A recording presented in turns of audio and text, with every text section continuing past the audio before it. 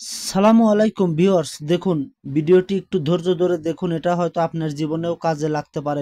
এটা একটা শিক্ষণীয় ভিডিও। তো দেখুন, এই মেয়েটি মাঝ রাস্তায় দাঁড়িয়ে একটি সিএনজি কে দাঁড় করাইলো। তো দেখতে থাকুন একটু ধৈর্য ধরে যে সিএনজিটা দাঁড় করিয়ে পরে সে কি করে।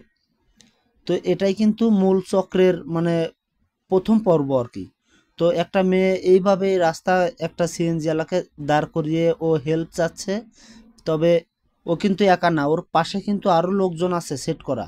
তো এটা হলো মূলত একটা ছিনতাইকারী, ঠিক আছে। তো এইভাবেই কিন্তু দেশের বর্তমানে অনেক জায়গা থেকে সিএনজি মানে টাকা পয়সা মোবাইল টোবাইল যা আছে সব কিছু ওরা এইভাবে কিন্তু ছিনতাই করে নিয়ে যায়।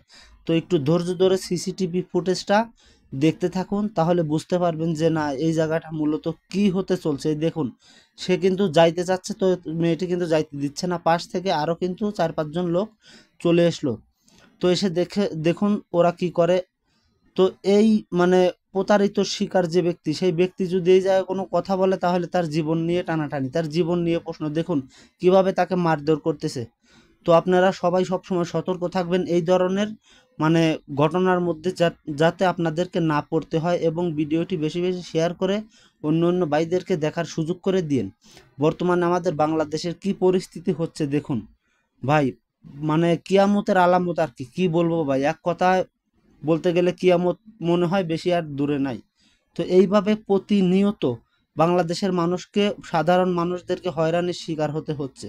এভাবে ধন দৌলত টাকা পয়সা এইভাবেই ওরা ছিনতাই করে নিচ্ছে। যদি না দেয় তাহলে কিন্তু মানে জীবন নিয়ে টানাটানি আর কি, এক কথায় এমনও পরিস্থিতি হয় সেজন্য মানে জীবনও প্রাণ যাওয়ারও ভয় থাকে।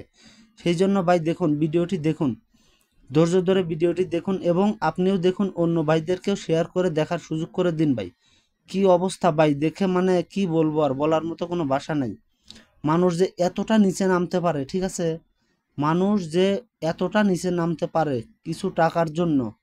কে ভাই, তোরা কি অর্থ উপার্জন করে খেতে পারস না?